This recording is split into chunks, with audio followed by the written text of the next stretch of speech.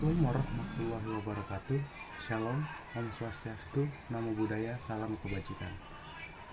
Ada satu peribahasa yang mengatakan tak kenal maka tak sayang. Maka izinkan saya pada kesempatan kali ini untuk memperkenalkan diri. Saya Michael Masya Putra dari kelas 03 pagi Fakultas Hukum Universitas 17 Agustus 1945 Samarinda. NPM saya 11117.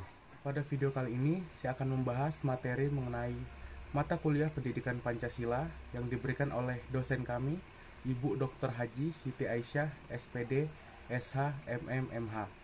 Yang mana saya telah menyediakan materi mengenai mata kuliah ini yang bertemakan landasan pendidikan Pancasila. Kita akan langsung masuk ke dalam materinya. A. Konsep pendidikan Pancasila.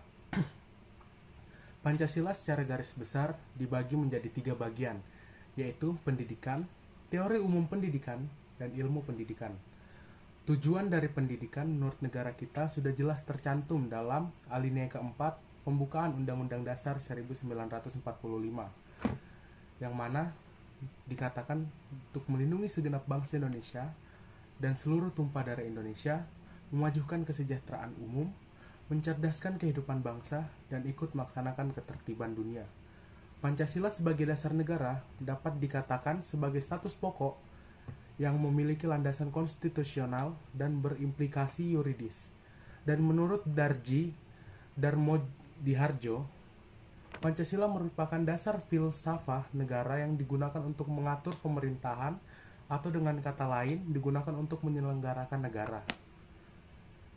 B. Landasan pokok pendidikan Pancasila. Pancasila adalah sebagai dasar filsafat negara dan pandangan filosofis bangsa Indonesia. Oleh karena itu, bangsa Indonesia secara konsisten harus mengimplementasikan dalam setiap aspek kehidupan, yaitu dalam berkehidupan bermasyarakat, berbangsa, dan bernegara. Seperti yang tercantum pada Peraturan Pemerintah Nomor 60 Tahun 1999 tentang Pendidikan Tinggi Pasal 13 Ayat 2 menegaskan bahwa kurikulum yang berlaku secara nasional diatur oleh Menteri Pendidikan dan Kebudayaan yang secara lebih terperinci. Pendidikan Pancasila diatur dalam Keputusan Direktur Jenderal Pendidikan Tinggi SK Dirjen Dikti Nomor 38 Dikti Kep 2002 yang isinya bahwa pendidikan Pancasila merupakan salah satu komponen dari mata kuliah wajib pengembangan kepribadian yang wajib diikuti oleh seluruh mahasiswa di perguruan tinggi. Selanjutnya, landasan pokok pendidikan Pancasila di perguruan tinggi.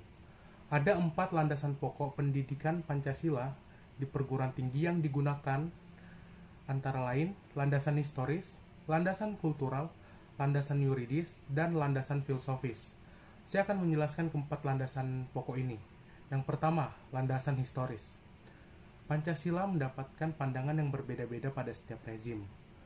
Pada masa Orde Lama, Pancasila ditafsirkan dengan nasionalis, agama, dan komunis atau Nasakom, yang disebut dengan Trisila, kemudian diperas lagi menjadi Ekasila atau gotong royong. Pada masa Orde Baru, Pancasila dihayati dan diamalkan dengan berpedoman pada butir-butir yang telah ditetapkan oleh MPR melalui TAP MPR nomor 2 MPR 1978 tentang P4. Namun penafsiran rejim itu membuat kenyataan dalam masyarakat dan bangsa berbeda-beda dengan nilai-nilai Pancasila yang sesungguhnya. Oleh sebab itu, timbullah tuntutan reformasi dalam segala bidang. Selanjutnya adalah landasan kultural atau budaya.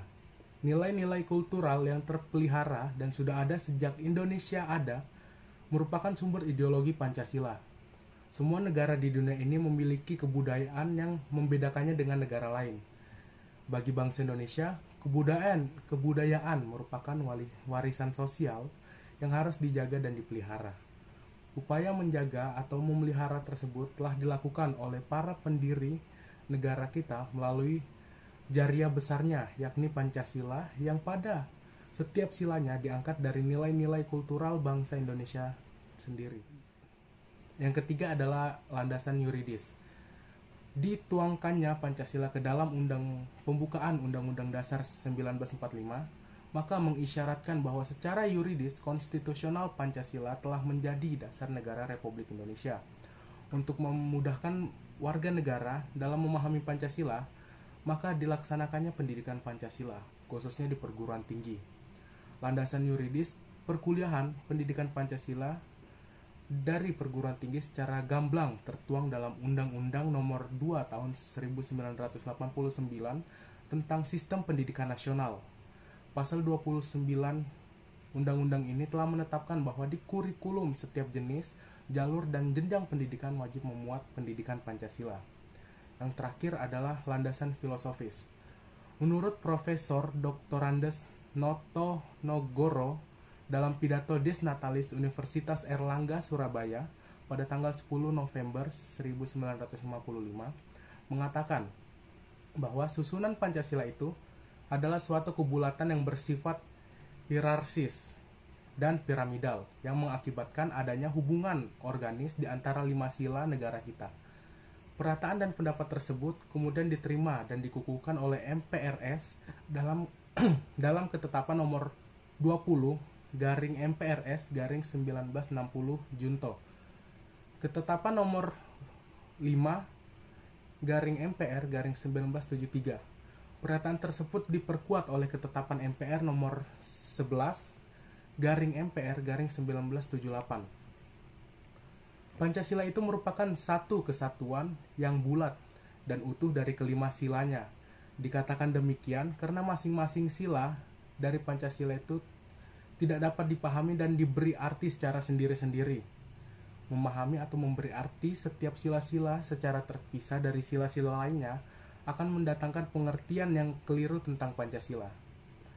Dengan demikian, landasan filsafat merupakan keharmonisasian dan dari nilai-nilai dan norma-norma utuh yang terkandung dalam sila-sila Pancasila, yang bertujuan untuk mendapatkan pokok-pokok pengertiannya secara mendasar dan menyeluruh agar menjadi landasan filsafat yang sesuai dengan kepribadian dan cita-cita bangsa Indonesia. Mungkin sampai sini saja dulu materi yang bisa saya berikan. Semoga apa yang saya sampaikan bisa diterima oleh teman-teman sekalian.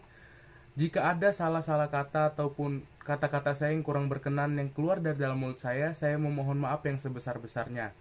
Di akhir video ini, saya ingin mengajak teman-teman yang masih bingung atau ragu untuk menentukan universitas yang cocok dengan teman-teman. Kalian bisa bergabung bersama kami, Keluarga Besar Universitas 17 Agustus 1945, yang mana kampus kami ini adalah kampus merdeka, kampus perjuangan, yang memungkinkan teman-teman untuk melatih diri teman-teman baik dalam bidang akademik ataupun melatih kepribadian melalui organisasi yang tersedia di universitas kami. Mungkin sampai sini dulu video saya kali ini. Sebelum saya akhiri, sambut salam saya, salam perjuangan seluruh mahasiswa Indonesia. Hidup mahasiswa. Saya akhiri, assalamualaikum warahmatullahi wabarakatuh. Shalom, selamat pagi.